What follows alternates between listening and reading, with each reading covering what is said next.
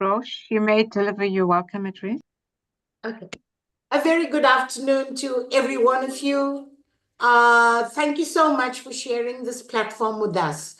The University of KwaZulu-Natal welcomes you all to this University of KwaZulu-Natal Student Services Disability Support Unit Disability Seminar Series. This is our first webinar on stigma, and once again, a very special welcome. Of course, I must extend a very special welcome to our esteemed presenters, Mr. Gavin, Mr. Kwalisa, and Ms. Tenjiwe Mswami. Thank you for agreeing to serve on our panel. Ladies and gentlemen, my name is Dr. Shanthani Subrayan, and I will be facilitating this webinar series this afternoon. One may ask, why would we be so interested in issues relevant to stigma? I think we all know that the 10th of October, the world celebrated Mental Health Awareness Day. So this is indeed absolutely important for us at the University of KwaZulu-Natal as an institution that cares about staff, student, and society's well-being to actually commemorate this day by creating much more education and awareness on ending a stigma. And in this way, our university shows support to issues relevant to stigma, stigma management, anti-stigma campaigns, and of course, destigmatization. Now, according to the World Health Organization June 2024 report, stigma is just far from negative attitudes and stereotypes, but it also includes issues relevant to discriminatory behaviors. For example, devaluation, power hierarchies, hopelessness, ridicule, spoiled identities, feelings of unworthiness, ostracization, otherization, having the label of being half a human, feelings of powerlessness, discrediting attributes, voicelessness, isolation, disrespect for difference, exclusion, labeling to accomplish a kind of categorization, and invisible signs of disapproval. I don't want to say too much on that, as I don't want to steal the thunder from our esteemed panelists. But you as attendees here may be even asking, why stigma associated with alcoholism, HIV, and gender-based violence? Now, research and practice experience often highlights that persons often exposed to stigma, these are persons often exposed to stigma, that is those engaged or vulnerable to alcohol abuse, HIV, and gender-based violence. They are often exposed to stigma, self-stigma, enacted stigma, structural stigma, perceived stigma, and the various other forms of stigma. And we must also understand that many people who may fall into one stigmatized grouping or category, for example, alcoholism, may also have other intersecting stigmatized identities. So therefore, we thought that it is of critical importance to bring together the stigmas associated with alcohol abuse, HIV, and gender-based violence. With that being said, I want to now introduce you to our presenters. First, we will call upon Mr. Gavin to do his presentation on alcoholism. And again, I'm going back to the World Health Organization report. And this report actually clearly articulates that alcoholism is ranked as the fourth most stigmatizing condition. We have a role to play here. And it is also known, according to this 2024 report, it is also known to be one of the most severe mental health disorders. It is a most prevalent mental health disorder. Alcoholism is a public health concern. And lastly, it is a highly stigmatizing condition. Now, Mr. Gavin will enlighten us more on this. I'm not sure. Some literature states it's a disorder, some say it's a disease, and some say it's a condition. So therefore, the complexities associated with this is far and wide. But again, I call upon Mr. Gavin. Mr. Gavin has attended AA meetings regularly. He's sober for almost 10 years, and it's been the best part of his life. He goes on to state that alcoholism is a progressive disease, and it is always available and ready to take over your life. Trying to fight this battle and its effects and the downward spiral is difficult, but standing up in the arena and fighting it has made him a better person. And he knows now that he is in an absolutely sound and good position to be an example to others and to be there to assist others to enhance their well-being and to ensure that there is really a downward attraction towards a disease called alcoholism. Mr. Gavin, I call upon you to enlighten us more on this issue of alcoholism and the stigma associated with it. Thank you.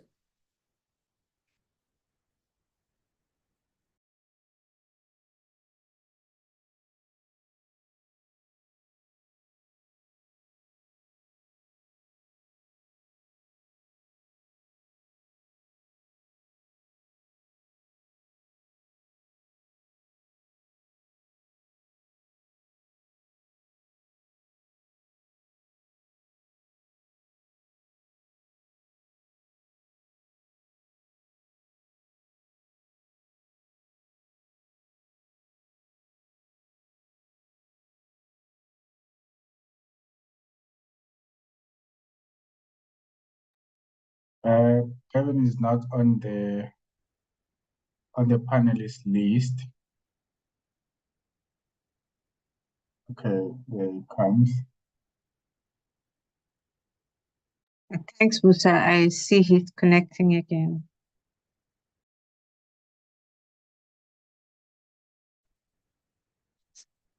Yes, I'm back. Just had a problem with the Wi-Fi. Thanks, Gavin. You may proceed. Here we go.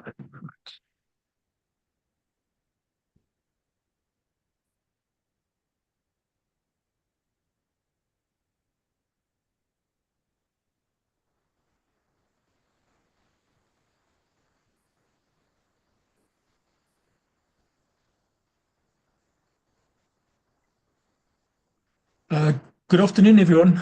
I'm speaking about the stigma around alcohol abuse. Now, the alcoholism is a struggle that affects not just the individual, but also their families, friends, communities. And then behind the label of alcoholic is a person, someone who dreams, has aspirations, has often deep-seated pain. Imagine a parent who, despite their love for their children, find themselves reaching for a drink to cope with the pressures of life. They might feel trapped in a cycle of dependency, torn between the desire to be present and the overpowering urge to escape. So alcoholism is what it sounds like there. But the problem is it's a progressive disease, So but there's not so that let me carry on with this. Stigma plays a powerful role in how a society views these individuals. Many people see alcoholism as a personal failure, a sign of weakness, rather than recognizing it as a complex illness. This misunderstanding can lead to harsh judgments. For somebody grappling with alcoholism, the fear of being labeled can be paralyzing. It's not uncommon for them to hide their struggles, put on a brave face while feeling utterly alone. They may attend social gatherings, but avoid conversations about their drinking habits, fearing about scrutiny that could follow. Let's consider Sarah, a woman who has spent years battling her addiction. On the outside, she appears to lead a normal life. She has a job, friends, and family who love her. Yet, she often feels like an imposter, haunted by the secret of her alcoholism.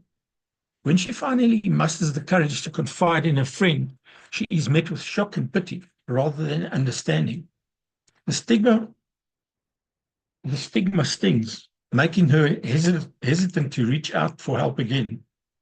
For many, the journey to recovery can be daunting.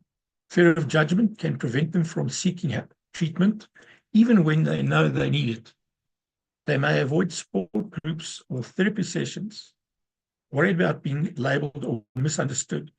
This isolation can deepen her struggles, making it harder to break free from the grip of alcohol. But there is hope. Many individuals have found strength in sharing their stories, breaking through the barriers of stigma. When people listen to their experiences, stories of struggle, resilience, and ultimately recovery, it fosters a sense of community and understanding. It reminds us that addiction is not a choice, but a complex issue that many face. Imagine a world where the conversations about alcoholism are open and compassionate, where individuals like Sarah feel safe to share their journeys without fear of being judged. A world where we recognize that behind every struggle with alcohol is a human being deserving of empathy and support. By humanizing the conversation around alcoholism, we can begin to dismantle the stigma and create a society that encourages healing and connection. In doing so, we not only help those in need, but also enrich our own understanding of the human experience. Here it is. I'm just showing it in a little bit of a different way. The stigma of alcoholism, understanding rejection and its impact. Alcoholism characterized by an uncomfortable urge to consume alcohol despite its detrimental effects on health, relationships, daily functioning, is a complex and pervasive issue that affects millions of individuals and their families worldwide. Yet, despite its prevalence, alcohol use disorder carries a significant stigma and that can lead to rejection of those who struggle with it, exacerbating their challenges and hindering recovery efforts. Stigma surrounding alcoholism is rooted in the social perceptions and misconceptions about addiction. Many individuals view alcoholism as a moral failing or a sign of weakness, rather than recognizing it as a chronic disease that often stems from the combination of genetic, environmental, and psychological factors. This misunderstanding creates an environment where individuals may feel that they are to blame for their condition, leading to feelings of shame and isolation. The language used to describe alcoholism also plays a significant role in perpetuating stigma. Terms such as drunk, lush, or alcoholic may evoke negative images of associations, painting those who struggle with addiction as untrustworthy or irresponsible. This kind of label not only dehumanizes individuals, but also reinforces societal barriers that prevent them from seeking help. The consequences of rejection. The rejection experienced by those with alcoholism can manifest in various ways. Family members, friends, colleagues, even healthcare workers may distance themselves from individuals struggling with alcohol use disorder, either out of discomfort, fear, or lack of understanding.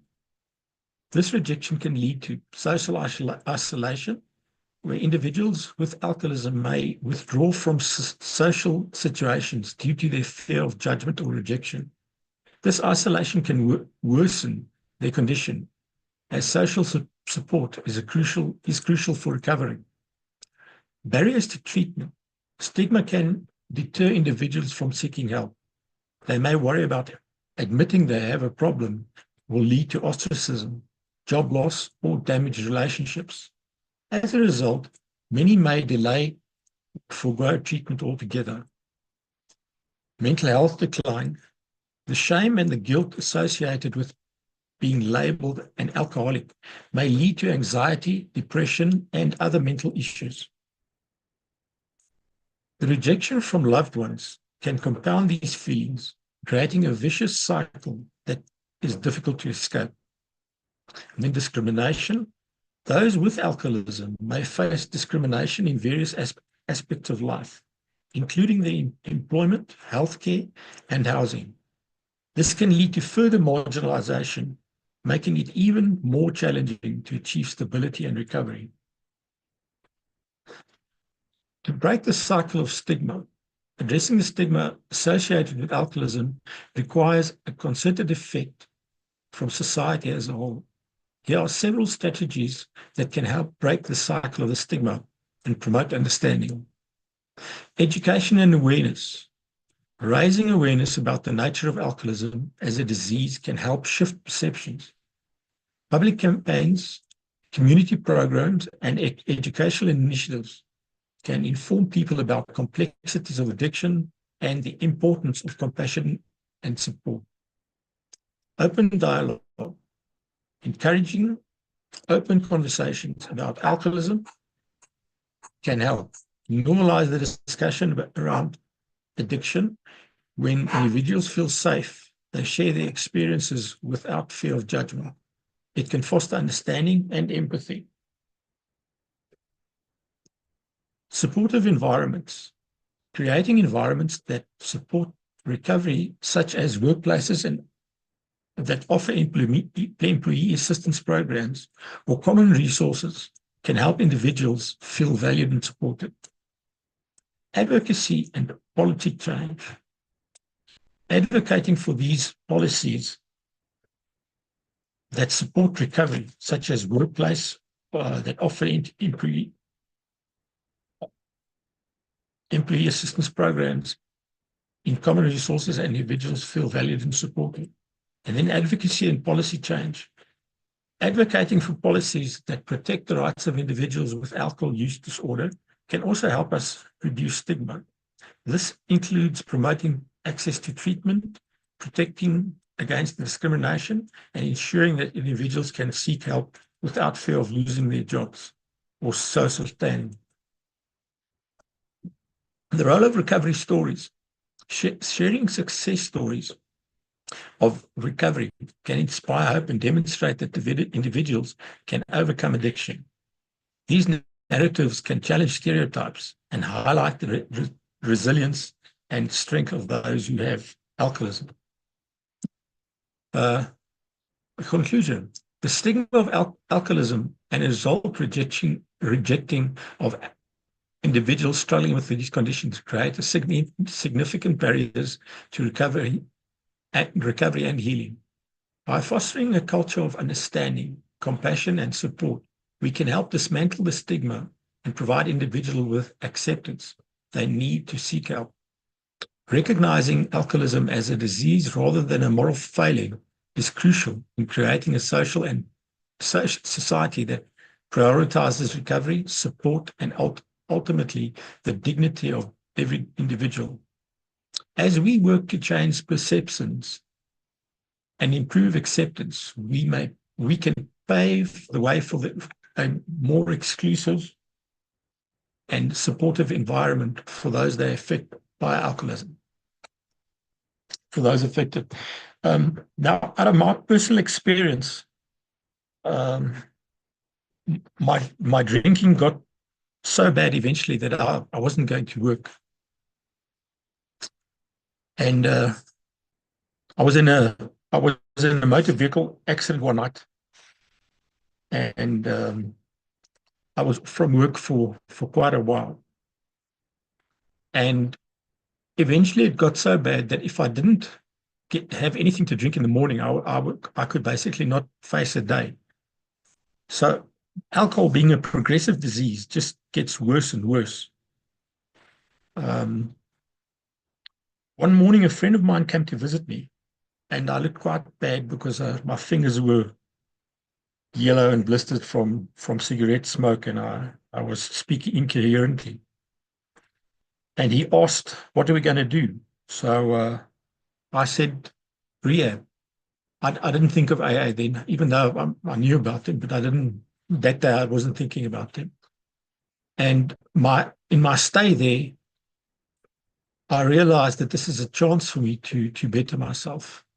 And in the time, I actually surprised myself with how well I was doing. The institute also helped a lot. And by the time I was ready to leave, I already knew about AA. We had meetings there. And that morning when I came out and I came home, that night I went to my first AA meeting outside of the institution. And that's been working for me now. And the backup care that's what's the important thing about backup care, is having somewhere to go where people understand you and also handle you as, well, we're all alcoholics there, but we normal people at the end of the day. It's not that there's anything special about us. So the aftercare is also very important.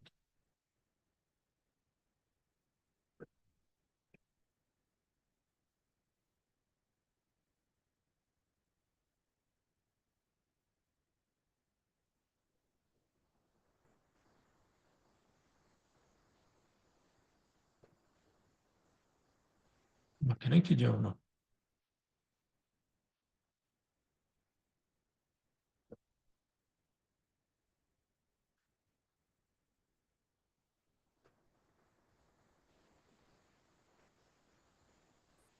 Okay, guys, I'm done.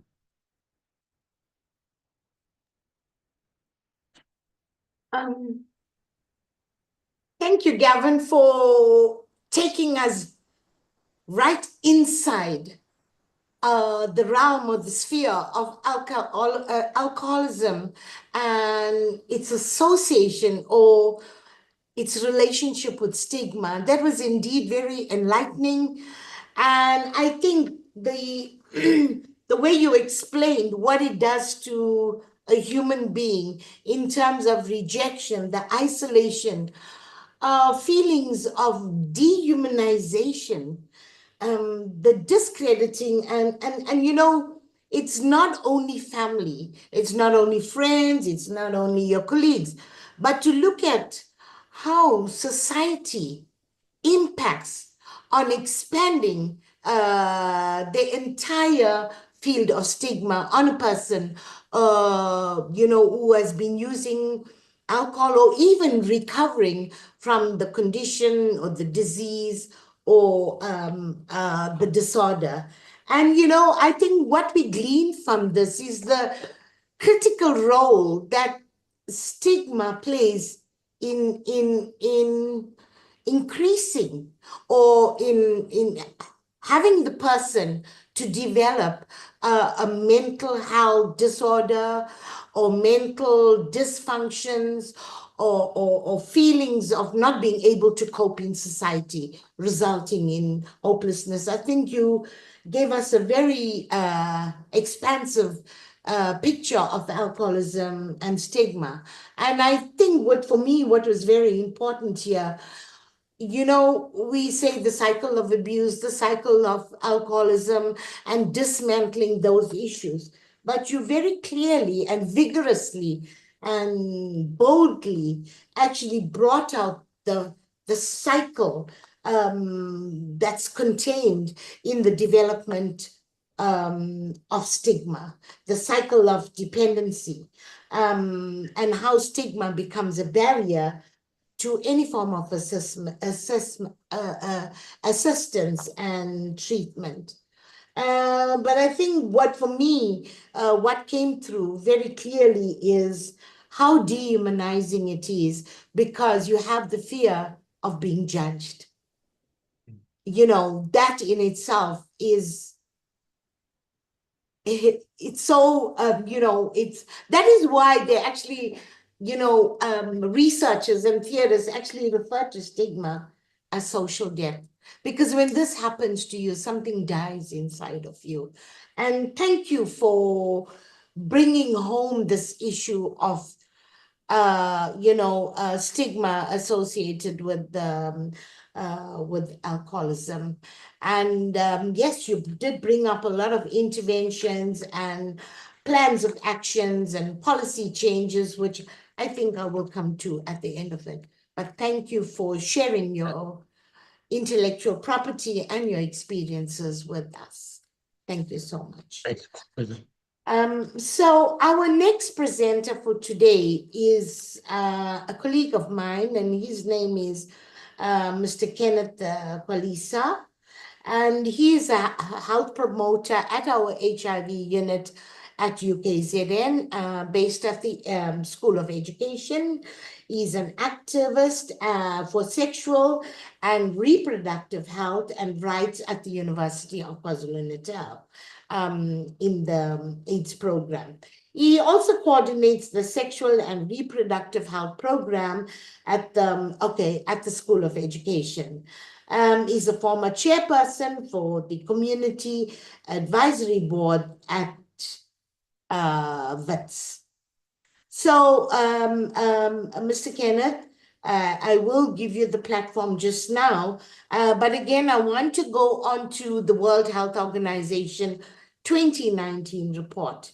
And, it actually reveals that the stigma associated with HIV is a well-documented barrier to health-seeking behavior and engagement in care and adherence to treatment.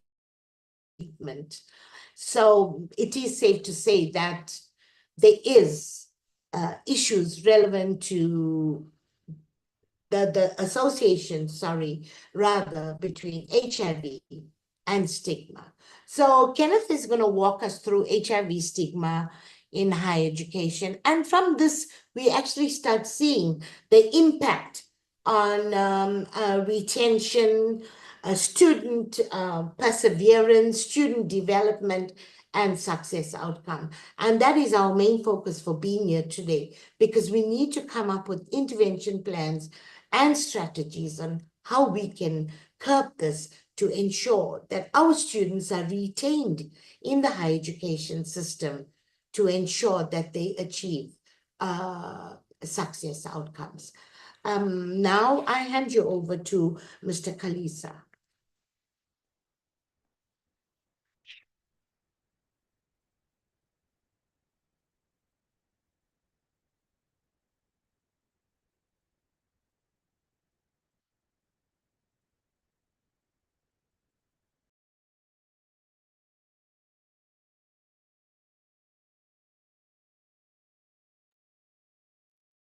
Please unmute, Kenneth. Please unmute. Oh, sorry about that. Yes, sorry. Yes, the HIV stigma, I was saying, thank you for the invitation, Dr. Roche, and good day to everyone. Yes, HIV stigma, can manifest in different forms, impacting individuals living with HIV and AIDS, especially in a university setting. And these are types of of stigmas that we normally experience, especially in the university settings. We have the internalized stigma for someone, especially when they have discovered that they have tested positive or they're living with with HIV, most of the time they'll, initially have, because they're not sure of the support, or afraid of ridicule. They'll have that perceived emotions about them, and they'll have maybe sometimes self-blame, that they blame themselves for, contracting HIV, And in most cases where we have students who have, fear of disclosure, who like take many years, to disclose, their HIV status. But with awareness that we have, in our HIV/AIDS program, it really helps, because we run programs throughout the year. It really helps, in making sure that students, they disclose, even if they don't have to disclose to anybody, they disclose to somebody that can give them support. So I think that is where they'll get more confidence, to live positively. And most of the times, that leads to a low self-esteem, because you will think that people know your status, even if people don't know your status, but you'll just have that feeling that, maybe they know my status, So as a result, that will, make you to have a very low self-esteem. And also, the internalized negative attitude maybe about yourself, thinking that maybe you are not worth it. This is where we have cases of students who will maybe end up thinking that they will rather end up their lives. That is before the intervention comes in. So it is very important that such emotions are detected at an early stage, so that they can be referred to the professionals. So it also helps, within a university setting, to have professionals like, student counseling or psychologists, where students can be referred to, for further help.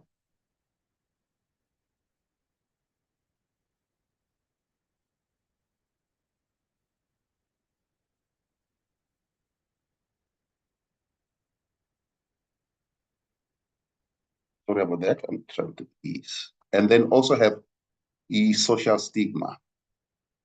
And this one, in most cases, there's social exclusion, and isolation, and especially if, people around you or the community, or be it friends, that if they know your status, usually in most cases, they will, they'll try to move away from you, so you'll end up being isolated. So that's why support is very important.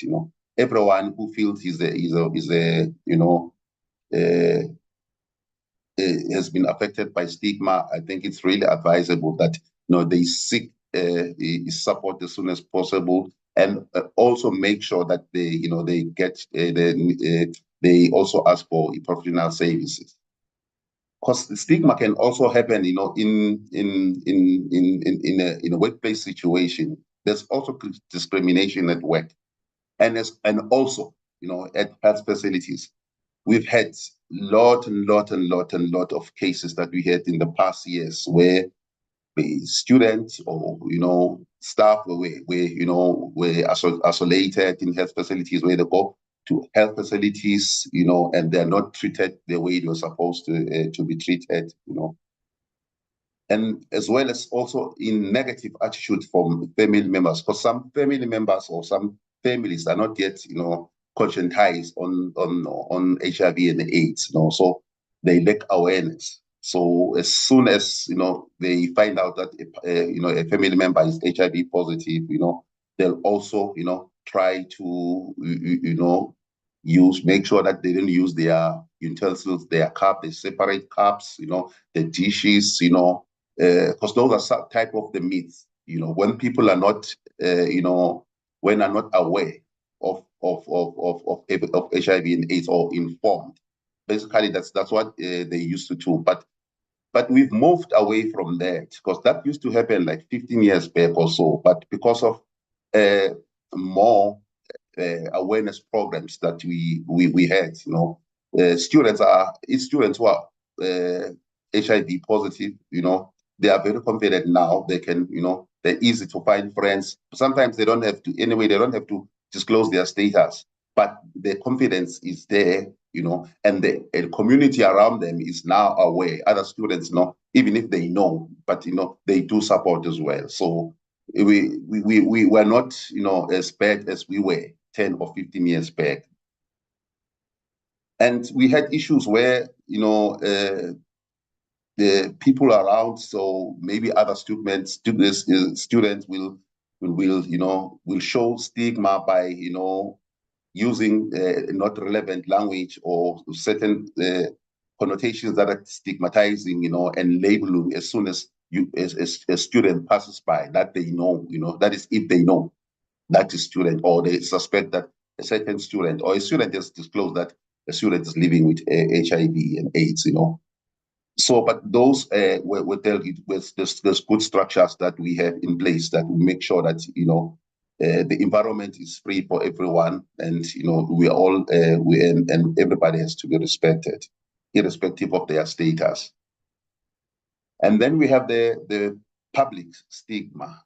This one is often showed by maybe the portrayal of the media when they portray people with HIV and AIDS.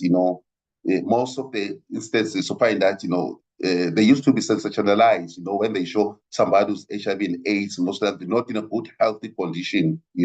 So that's where most of the people picked up the stigma, and they only thought that if you look that way, so that maybe it makes them to be scared in a way, because HIV was basically associated with someone being thin, maybe having sores, not looking good, or not looking healthy. So we had, when we had the start of HIV and AIDS late in the mid 80s or so, and early 90s, we had pictures shown in the newspapers of people living with HIV who end up really not shown not in a good light. So that also adds media does play a very is very effective in playing a role in both eliminating or promoting stigma. And then also have the government policies. We have government policies that perpetuate stigma. So I think it's very important that each and every government, they promote the policies that are not discriminatory, especially regarding stigma, and that are very inclusive. And also public misconceptions as well as myth. So we've had that even today, in this day, we still have conceptions, misconceptions, and myth about HIV and AIDS.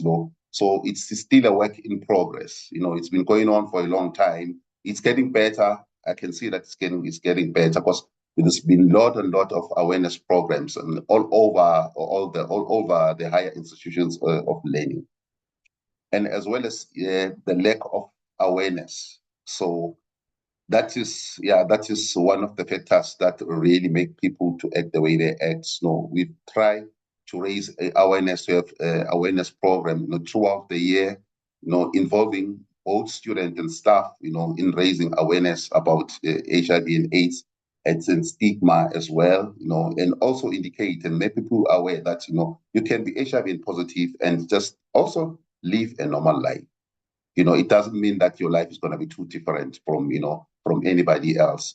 So even the people who were infected with HIV and AIDS, they end up really understanding after a while, of counseling. So they end up understanding that really they can even live it longer than people who do not have HIV and AIDS.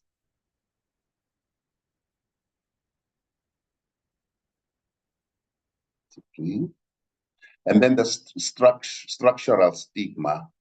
This one is commonly found, in healthcare systems, where there's barriers, where maybe the access to service, is limited or is non-existent in certain instances. And in setup like universities or institutions of higher learning, where the legal and policy frameworks, perpetuating stigma, are not dealt with, or not well formed, or dealt with, and also the economic disparities and poverty. That's really fuels stigma as well. And then the cultural and social ones, that one has been common as well from the beginning of HIV and AIDS. We still have it, but it's not as bad as we had it 15 years back also. Because in terms of the, social norms and culture, there's a lot of intersections. There's different cultures, people doing different things the way they do, they bring in a lot of things in terms of, different ways of dealing HIV and AIDS. You can see that when sometimes, a family member is affected or is infected with HIV and AIDS, maybe a family would decide that they don't want to take the family member to hospitals. Maybe they will take a family member to, for example, maybe to a traditional doctor, so they'll opt for that option as well. So that also, those norms as well, they also, they do also add as well in terms of the fueling stigma, because that basically is lack of awareness and education. And then we have the interpersonal stigma, where stigma from health services, as well as care services, we experience when students, it happened, used to be reported when students, in most cases find that they're no longer interested in accessing a certain service to go to a clinic, be it a government clinic or be it a clinic, at a campus clinic, because they'll think that they've been stigmatized. They've been stigmatized because of certain reasons. And there's also, discrimination from family and friends.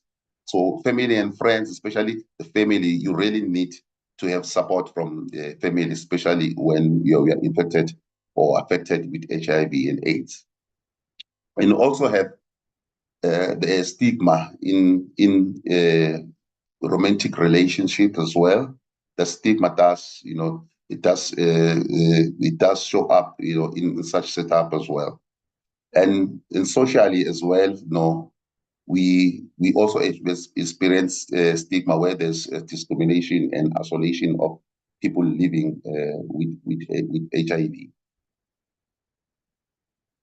And then there's institutional stigma, which happens in healthcare institutions like clinic, and the educational one, educational institutions as well. And there's also in workplace, there's also stigma in, workplace environment. And the government institutions and policies as well. They also contribute to, eradication of fueling stigma. And there's also a community stigma, which happens mostly, around the neighborhood. And they find that the community, is rejecting you because you are infected. And the social norms, and cultural values as well that perpetuate stigma as well. And as a result, if you have a lack of the community support, or you lack of accessing the resources as well, so that does, of course, fuel, maybe the fuel stigma in a negative way. And there's also, within a community setup, there's also a stigma, which is specific to certain communities. It might be to sex workers, it might be to truck drivers, basically the marginalized communities. It might be to drug and substance users, and or maybe LGBTI community as well. So there's also that type of stigma. In most instances, this will lead into these consequences where a student, you find that if a student is tested positive, and they're still trying to internalize, the current situation, thinking on how did they contract HIV and AIDS, there's a lot that is playing on, in their minds, and that can have a serious effect on their academic performances as well as their mental health. So as soon as in our department, as soon as we test the student positive, we refer them to student counselors, for further engagement as well. And they'll also have social connections reduced, as well as support, because most of the times there's that initial stage of withdrawal. In most cases, they do withdraw from friends and the rest of the community, because they just want to be alone, because they think maybe everybody else know their status, so it's a bit tricky at the moment, at that stage. But we always during our awareness program, when we talk to students, we do inform them that as soon as they find that they are HIV positive, they should come to our offices as well, for further management as well and referral. And of course, the increased risk, transmission risk, because those can be the consequences. Sometimes there were cases where maybe a student would say, yeah, if I have HIV and AIDS, so I might as well infect others. When you talk to students, you can even if they don't verbalize it, but you can tell the behavior, the behavioral change, that is going to take them a very long time, to really understand their situation. And they will, in a way, seek a type of a revenge, that if they're infected, they might as well, infect others. So we make sure that we refer such students to student counseling, And in terms of implementing interventions, we do have HIV and AIDS education and awareness programs, that run from throughout the year, from early January throughout the year, with orientation. We orientate students about our programs and the services. And we also have the confidential HIV and AIDS testing, and counseling. We make sure that it is confidential, because confidentiality plays a very, very, very important, part in HIV and AIDS support. So if students, they know that their service is confidential, they'll have confidence in coming to test, in coming, for appointment as well. And we also have support groups as well. It really helps to have support groups, not only support groups for students who are infected, it's also to students or staff who are affected. So we don't have to be infected only, to be, you have to be also, both infected or affected, or even if you're not even affected. But we do offer a support group so that you can come, everyone is welcome, be students, staff, so that maybe, can try and find common grounds and support each other, And suggestion for faculty and staff trainings are recommended, on HIV and AIDS, reducing stigma, stigma reduction programs or plans. And as well as in collaborating with community groups, around your area, it really helps. Oh, sorry. Yes, I think, yeah, those were some of the the best practices that we've had, especially on the last slides. In terms of, it also helps to also include the student leadership, because when students see the leadership taking part in such programs, they tend to they tend to participate. So we've had the buy-in from student leadership, since the beginning of the year. That's what we do each and every year. We have joint programs, on programs on health and and advocating for GBV, and as well as support for marginalized communities. So student support and leadership support is very, very, very important as well. So thank you very much. That's there.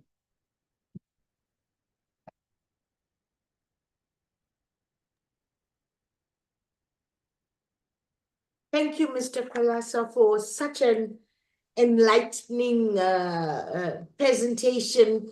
You know, what permeated with the alcohol abuse, and then now with HIV, there's some similarities in terms of the avenues or for the production of stigma. And I think you made that very, very visible to us today. Even the issue of self-imposed stigma, where people just believe, oh no, other students know my status and I can't go anywhere near them. So that is also another issue that we here in our education need to tackle, or rather dismantle the fear or the abuses emerging from self-imposed stigma. And perhaps students need to learn, yes, you are engaging in self-imposed stigma, but these are some of the ways in which we can dismantle it or reduce it or eliminate it altogether, because even self-imposed stigma is very dangerous and it is very unhealthy for a person's mental health. And you are even correct in saying that how policies actually perpetuate the production of stigma. So which means even within these policy arrangements, there's so much of power in it that actually excludes certain categories, you know, or divisions of our students here. And it's also very important for policy originators to even acknowledge or note or rather, you know, look at how inclusive we can make this. And in that way, we can demystify a lot of issues, hence reducing you know, the production of stigma. Yeah, I think also the various stigmas that you brought up, like social stigma, public stigma, even structural stigma, institutionalized stigma, you know, it is something for us to consider. And it is something that we need to very boldly write into our programs in terms of education and awareness, and you know, where different departments collaborate and to look at how we can address.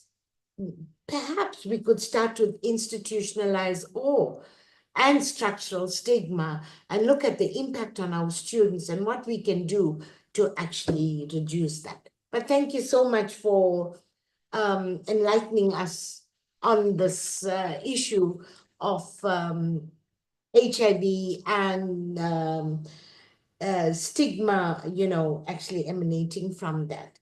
So our last presenter for today is Ms. Tenjiwe Mswane. So she is the SGBV Strategic Coordinator at our university, which is the University of KwaZulu-Natal. But however, before taking up this role, Tenjiwe worked as an education campaigns officer at the Wits University Gender Equity Office. She has also worked for the Center for the Study of Violence and Reconciliation, and the Liberty Africa KwaZulu-Natal Research Institute for TB and HIV, and even at the Center for AIDS Research in South Africa. That is quite expansive, and we all know that you come with a wealth of experience on GBV. But glowingly, she's also the author of the Sunday Times literally awards shortlisted novel called All Gomeras Are the Same, and has written for numerous publications, including Ola Africa, the Gala Queer Archives, Queer Realness. Tenjiwe, thank you for being present on this panel today. And I think, you know, the whole issue of GBV and power inequities and power inequalities will be the order of the day for you. So we are really looking forward to a rich and robust presentation from you. You may now take the floor.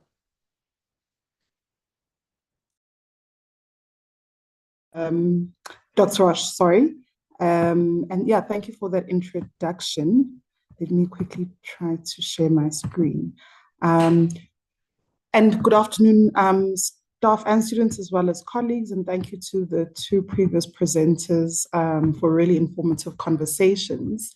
I do think my presentation will sort of come in, so I want to move this first, so that it's not covering the presentation. There. All right. So my presentation, I think, will come in well in that I engage in the intersections of the stigmas as well as the myths around gender-based violence and femicide as well as sexual violence. So what I speak about in this presentation are the myths, and why myths are important is that they inform then stigma, the things that we believe that are untrue inform the negative connotations that we attach to people around the things we've come to believe. But I think also more importantly, my presentation will cover what UKZN understands as gender-based violence and who it is that it protects, as well as our response to GBV as the university, and then finally an intersectional support that exists in our university. So what is SGBV? Colleagues, SGBV is the sexual and gender-based violence, which means any act of violence, whether it is persistent or isolated, and this is something that's always very important to highlight, that you do not need, or the university does not need for violence to have been more than once. In fact, even the laws in South Africa don't need the violence to have happened more than once for it to be violent. So one psychological harm or an isolated incident of any of these can be considered gender-based violence. And it's directed against any persons on the basis of their gender, their sex, their marital status, or their sexual orientation. But what is important about this discrimination or this act of violence is that it must result in physical, sexual, or psychological harm or suffering, and that includes but is not limited to. And I think this is something that's very important for us to establish, that the list of violences is consistently growing as people experience the violence. And so what we mean by it includes but is not limited to is that it's not exhaustive. So you can still seek help if the type of violence or you're unsure about any violence that you've experienced that may not be these. But it includes intimate partner violence, sexual harassment, sexual assault, rape, coercive sexual practices, and harmful customary or traditional practices. Some of the examples of this can be physical harassment, verbal harassment, emotional abuse, gender bullying. And gender bullying is very much a psychological and emotional type of violence. And this is why we expand on the language that this list is not exhaustive. This is not the end of the list, as well as technologically facilitated GBV or technologically facilitated harassment. And again, this is important to understand, but as we say this list grows, we have seen with the rise of online learning, a rise of a type of technological facilitated GBV. And examples of this include displays of sexual explicit written, audio, or visual materials. So it also includes spamming people with pornography on Facebook and or any unsolicited sexual acts on any platform, so be it a phone, be it a laptop, any sort of social platform, including then messaging sites such as Twitter, Instagram, Snapchat, TikTok, any other type of information that can be considered technologically facilitated GBV if it is based on a discrimination of somebody's gender, sex, or marital status. I have also shared here that there are policies at UKZN, and this policy in particular best guides or best defines, and that's the policy on gender-based violence at UKZN. But there is another policy, it's called the sexual harassment policy, and these are to be read alongside each other. But as I said, and I hope Two. Apologies. Okay, I'll put it back. So what are the myths? So as I said, this presentation in particular is intersectional in terms of speaking about alcoholism, GBV, and HIV, and what are the myths that then inform stigma. So one of the myths, and I'm really glad that I came at the end, because is that people who are living with alcoholism are consistent perpetrators of GBV. That is not in fact true. The fact is that anyone can be both a victim and a perpetrator of GBV. It is absolutely important that we do not assume that just people are struggling with addiction. They are always guilty of any type of a violence. Fact number two is that people living with alcoholism may find themselves often as victims as their ability to consent is outed. So if we understand consent and understand consent in South Africa, many times you will find that people living with alcoholism are in fact the victims and not the perpetrators. However, the dangerous stigma that does exist is that there's a stigma that because you're struggling with alcoholism, you caused and or you invited violation. So because you are known to be struggling with alcoholism and it's visible, people will assume that you have gotten yourself into dangerous situations such that you've been violated. And then the second stigma is because you struggle with alcoholism, if you are ever accused of gender violence, that you are guilty. It is absolutely important, but we'll go into this, or rather it's been gone into, that alcoholism is a disease, it's an illness. It does not make people be perpetrators, nor does it make you guilty of perpetration, but we do have nor does it make you invite rather to be violated. Rather, we highlight that you are then at risk because of how your illness may manifest socially. So those are some of the myths around alcoholism and GBV in particular. And then the myths around disability and GBV. And these, again, are very important because of an intersection of oppressions. And we've just spoken about disability. Myth number one is that people living with disabilities cannot be victims of GBV. So the idea that a person who is in a wheelchair, where would you have been violated? Those types of stigmas that are attached, or if you're nonverbal, well, you couldn't have consented anyway. So therefore, you're not a victim. It is absolutely important that we are cognizant that people living with disabilities are often more vulnerable sometimes to gender-based violence. But similarly, the idea that people living with disability cannot be perpetrators. So the idea that if you're blind, of course, you could have not violated, and or if you're in a wheelchair, again, of course, you didn't violate, you can't be perpetrators. Again, what is very important for us to keep emphasizing is that anyone can be both a victim of gender-based violence, and as well as a perpetrator of gender-based violence. Myth number three that we do want to highlight in relation to GBV is that people with disabilities are often perceived as asexual. So just because you have any form of a disability, you are not a sexual being. And what this then does is that, so the fact that relates to that is many people living with disability are sexual and can in fact express consent, and you should get consent from anybody for any gendered or sexual related act.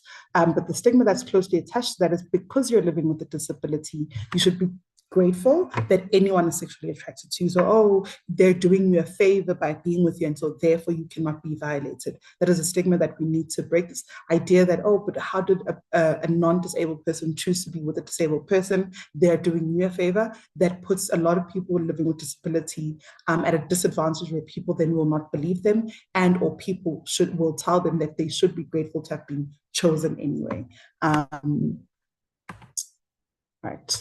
And then the last myths, again, as I'm saying, to just connect to the conversations, are around people living with HIV. The one, again, a myth is that people living with HIV cannot be victims because you must be grateful on the stigmas. You must be grateful that somebody chose you even though you have HIV. So the fact there is that anyone can be both a victim and a perpetrator of GBV. But again, we really need to emphasize that when it comes to gender and sexual relations, no one is being favor by being chosen. It is a mutual act between consenting adults, and so no one should be made to feel like they're being done a favor. So very similarly then, in the same way that it relates to disability, people then go, well, I mean, she was HIV positive and I still chose to be with her, and use almost as a mitigating circumstance. We do want to emphasize at the university that anything that is gendered and or sexual should be a consensual act, and both people should appreciate each other and not the one be made to feel grateful because the other one has chosen them. So those are the myths and the stigmas that I just wanted to do in relation to the intersection. But it's also very important here that we highlight that whether you're living with alcoholism and or any type of addiction, the university is a safe space. You're not here to be shamed. Whether you're living with HIV and or you're living with a disability, the university aims and it is its vision and mission to protect everybody, staff and students within the university. And if you have experienced any form of a violation, a big chunk of my work is to emphasize the ways in which you can reach out. So any complaints of GBV should be brought to the attention of RMS. And upon arriving at RMS, you will be allocated a victim support officer who's going to guide you through the UKZN reporting process and what to expect from the reporting process. But more importantly, if you experience rape, we will not force you, and RMS will not force you, but you must be informed of the immediate necessity of receiving medical attention, including post-exposure prophylaxis PrEP, and other pregnancy aids, for example, or stop pregnancy aids, apologies, and that all reasonable efforts must be made to transport that complainant promptly to the nearest hospital or other medical facility. So again, here, if we're dealing with rather a complainant or a victim who is dealing with alcoholism, if that is part of the factor, we should be able to guide you through. Here is the recourse and the psychosocial supports that exist for this, alongside the psychosocial support for having been a victim of GBV. Similarly, if you're a person living with disabilities, the university must make all reasonable efforts to make sure that then, if you're a person who is visually impaired or audio impaired, that you're able to understand and that you're able to get the medical attention that matches your individual and your complainant-centered approach. And so I highly encourage that people living with disabilities, people living with addiction, and people living with HIV detach themselves from the stigma, especially the self-imposed stigma, and go to report if they've experienced a further violation, because like I say, it is an intersection of oppressions then. Further, you should be informed of your rights to lodge a complaint with SAPS. Regardless of the crime, you have the right to go to the SAPS. However, you're not obliged to go to the SAPS to have an internal process. So if yourself and the perpetrator are both within the UKZN, the university can start a disciplinary process, but you're not forced to go to the SAPS for the university to act. Similarly, if you've been violated by somebody external to the university and you're needing psychosocial support from the university, we don't need you to have gone to the police for you to receive this care. And I think that's very, very important. And in an instance of somebody, for example, who is also with the disability unit, we would be in conversation about what is the best type of support that is necessary for this student. We also want to highlight that delayed reporting by a complainant does not detract from the duty of the university to deal with the complaint. So for example, and not necessarily because of alcoholism or addiction, you are violated on a Saturday night, you feel ashamed, even though you shouldn't, just because you reported late does not detract from the fact that the university must still act. However, we still emphasize, even if you were drunk at the time that you're violated, in the instance of rape, time is of the essence. And so ideally you should receive medical attention within the first 48 to 72 hours maximum. Once you're also at RMS, you should be informed of these interim protection measures that are available to you. and no contact order, which functions very similar to a protection order in the criminal justice system. If you were violated within the university and you were the university resident and you'd like a change of residence, you're also allowed to get that as an interim protection measure. And then for staff, we offer something called special leave. And for students, we offer something called leave of absence and LOA, where appropriate. And these are the interim protective measures that you are allowed to be given in the unfortunate event that you've experienced sexual and gender-based violence. All right. And so how do we break these myths and how do we become champions for safer universities and a university that has a zero tolerance towards all victims, again, all victims, regardless of their gender, their sexuality, whether they're part of the LGBTQIA+ community, whether they're HIV positive, and or whether they're dealing with any form of addiction. You reaffirm survivors, which means you just let survivors know that it's not their fault. It is not because they're an alcoholic that they are being violated. It is not because they're HIV positive that they're being violated. It is not because that they're queer that they're being violated. It is the choice of the violator to violate. They've done nothing to invite abuse.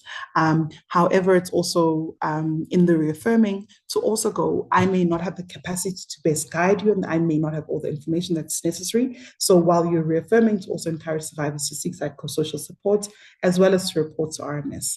And why this is important for reporting is the university can only investigate and or take disciplinary actions of abuse if the incident has been reported. So we absolutely encourage reporting. So say that there's a thread of somebody who goes out of their way to abuse women who are visually impaired. For us to be able to pick up that trend and therefore intervene, we need to have had reports come to the university.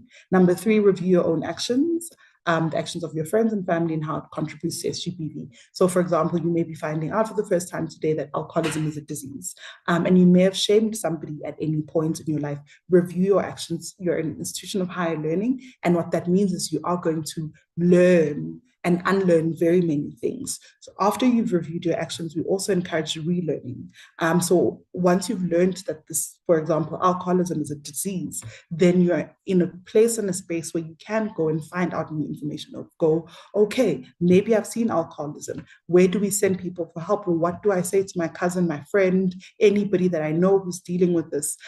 Use your time at university to relearn about queer identities, relearn about alcoholism or addictions, relearn about the different intersections of oppressions that people face. But also importantly, we encourage the volunteering to CHASU, for example, to be a peer educator with Ms. Degundene. There's so many options at the university for you to unlearn different ways of stigmatizing people. And then finally, and as we've been emphasizing in this presentation, if you remove the stigma from how we see people, you will remember that SGBV can happen to anyone, regardless of their gender, their sexual orientation, their race, their class positionality, their disability, their HIV status, their addiction statuses. But also more importantly, in how we're talking about SGBV and the stigma that exists to it, we need to be very careful that when we're speaking, there are many around us who have either been affected by GBV and who have lost people to GBV. So we need to be very careful in how we thread these topics. And that's our 5 R's to a GBV response. So if ever somebody's come to you and is reporting a GBV and you don't know how to deal with this, please remember these 5 R's and remember these 5 R's in relation to whether they're suffering with addiction, whether they're living with HIV, and whether they're queer. They've done nothing, absolutely nothing to invite abuse, but also they absolutely can be perpetrators. And then finally, I've said we absolutely encourage seeking psychosocial support. These are the services that exist. You can go to your college student support services. In emergencies at the university, for example, rape, in the instance of rape, you can walk in and you will receive immediate psychosocial support. But they also have a booking system. And these are the places where you can walk in at CHUM, Edgewood, Peter Maritzburg, and Howard, as well as their email address. At the College of Health Sciences, they're at Howard College, they're at medical school, and they're at Westville, as well as their email address for a booking system. And then for CLMS, which is College of Law and Management Science, studies. They're at Pietermaritzburg, Howard, and Westville, but also they can be booked online. So in a non-emergency, if you're trying to deal with historical violence, and if you're just trying to find out more about yourself, and or if your friend is the person being violated. And then CAES, they're also at Pietermaritzburg, Howard College, as well as Westville, but you can also use their online system. And these are if it is not emergencies. In emergencies, you are allowed to walk in between 8:30 to 4:30. But if you are in an emergency after these hours, please go to RMS. They exist 24 hours a day. And then if you're a staff member, and if you know staff members who are in the psychosocial support because of violence happening at the time or historical violence, they can reach out to LIRA, which is the formerly CAS, but it's the staff psychosocial support that the university provides us. Thank you very much. That is the end of my presentation, Dr. Ross. Dr. Ross, sorry. I think I keep thinking of Dr. Ross at CAES. Sorry.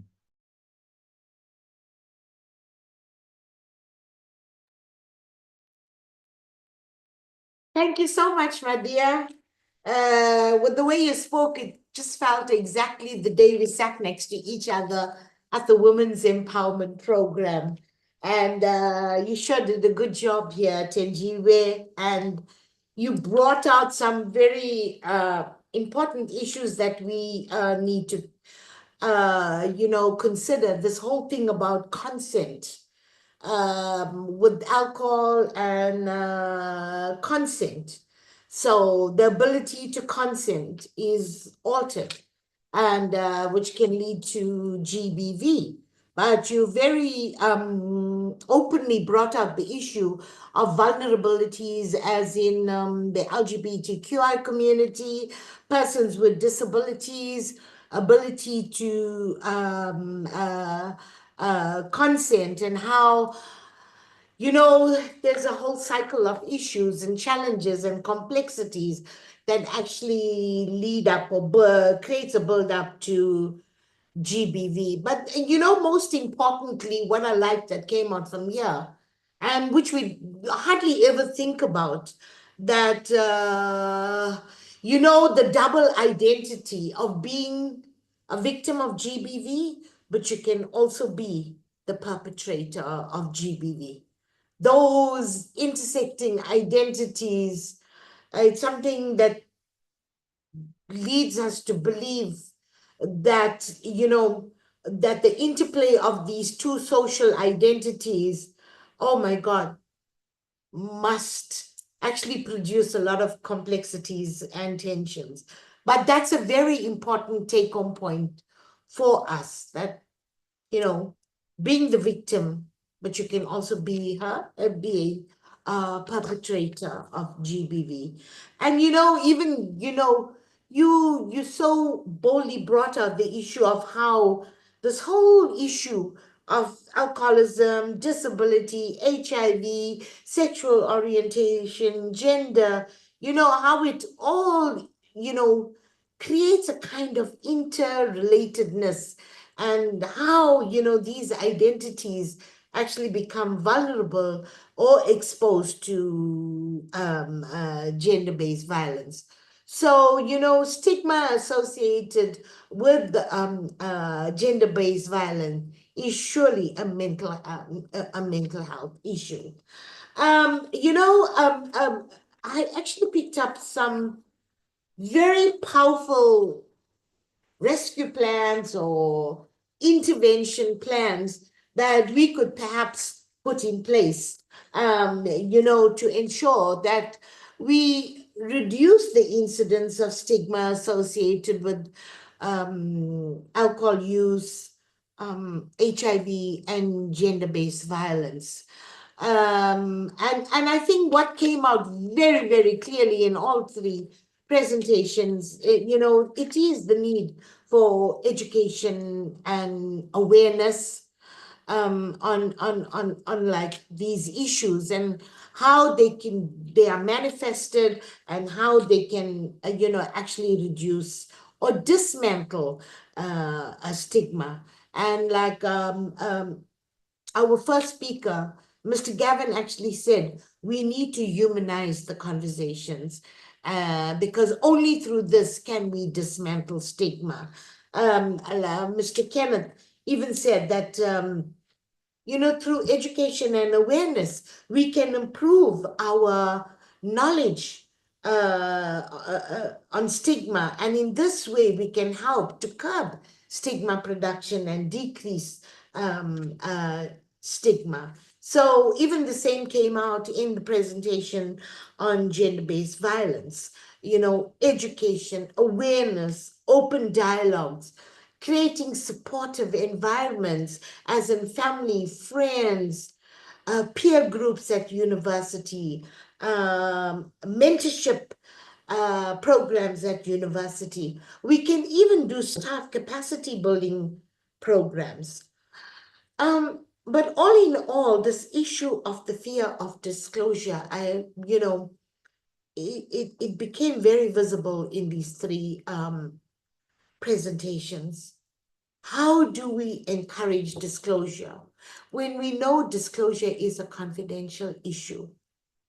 Because through disclosure and open communications, open dialogues in safe spaces, you know, we will actually be putting in place mechanisms to control the production of stigma, to control the development of power hierarchies, as in the dominant groups and subordinate groups, the them and us, the normals and the deviants, you know, and it is through these open dialogues, or perhaps structures that zone in on dismantling stigma. So we do acknowledge these are confidential issues, and we have to develop rescue plans to reduce stigma.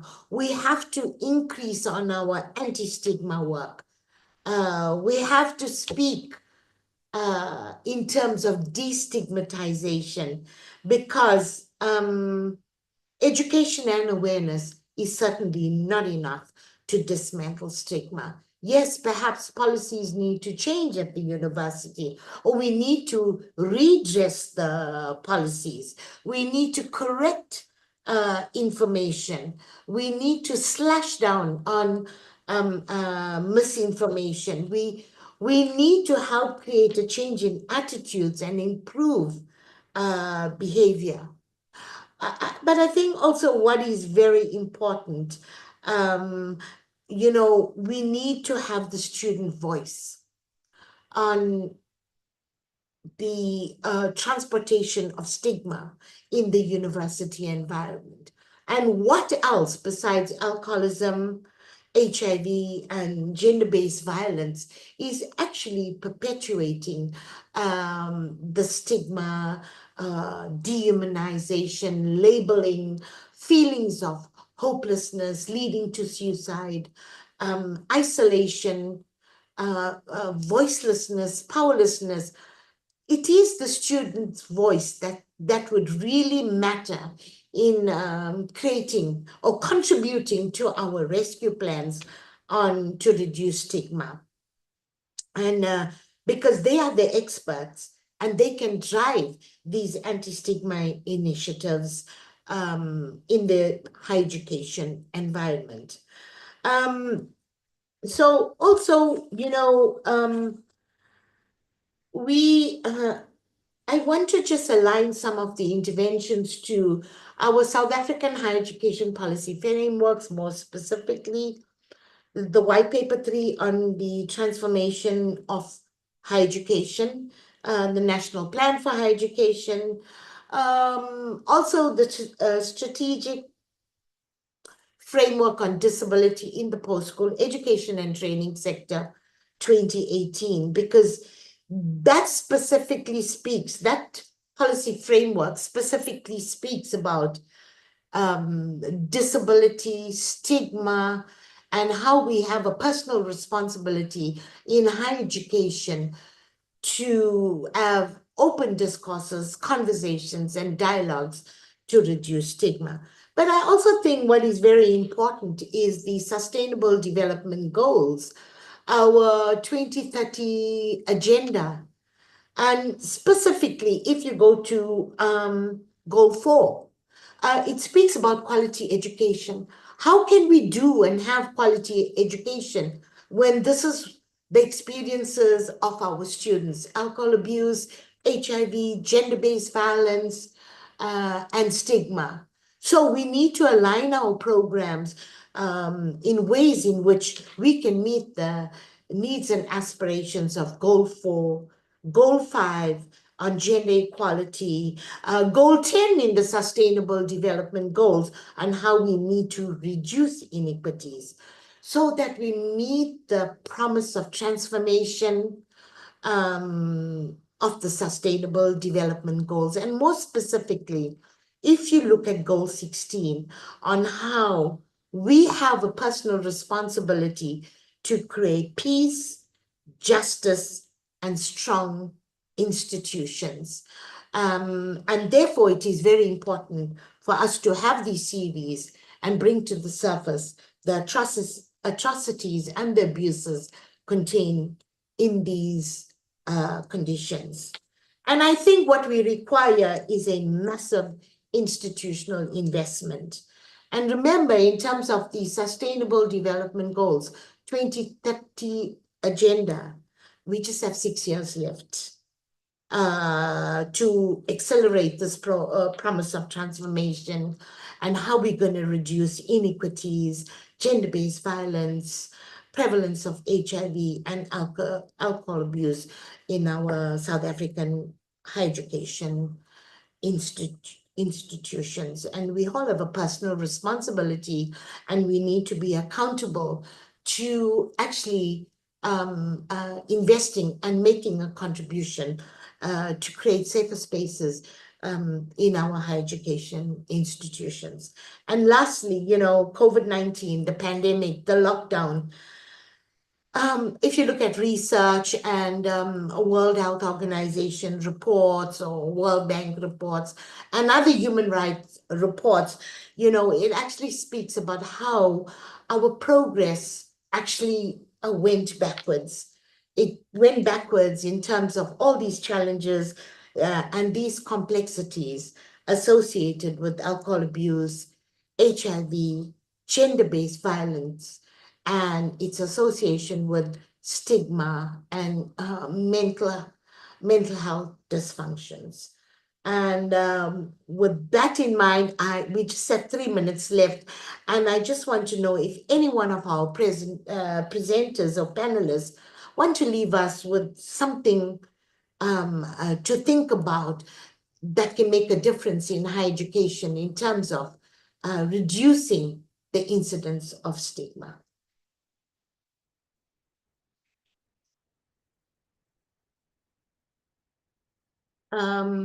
Kenneth?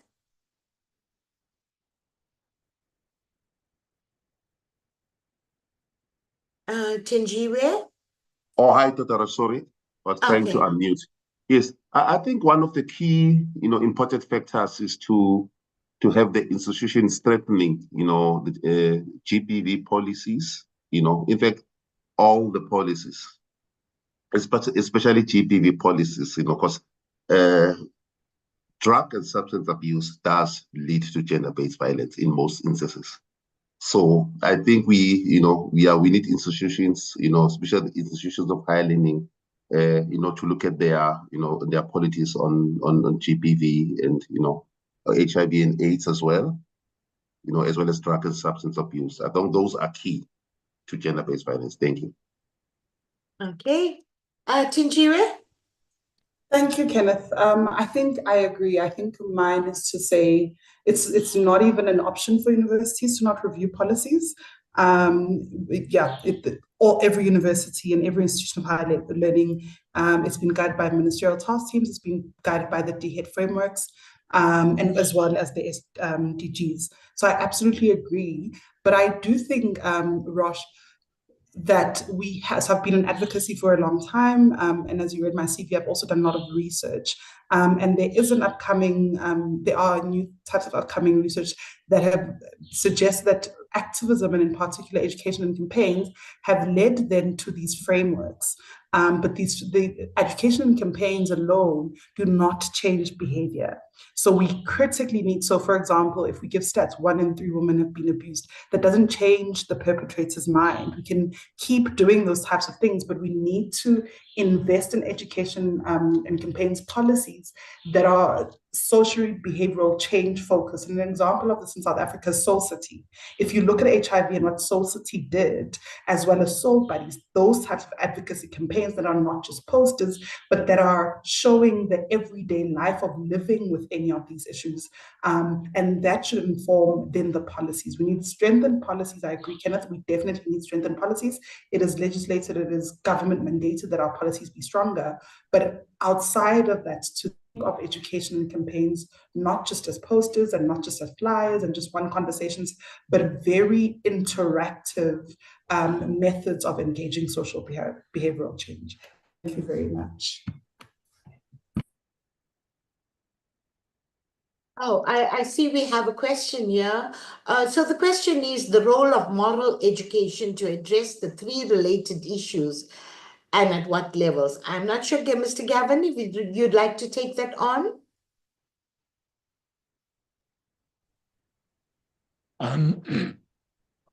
I see. Let me just switch this on.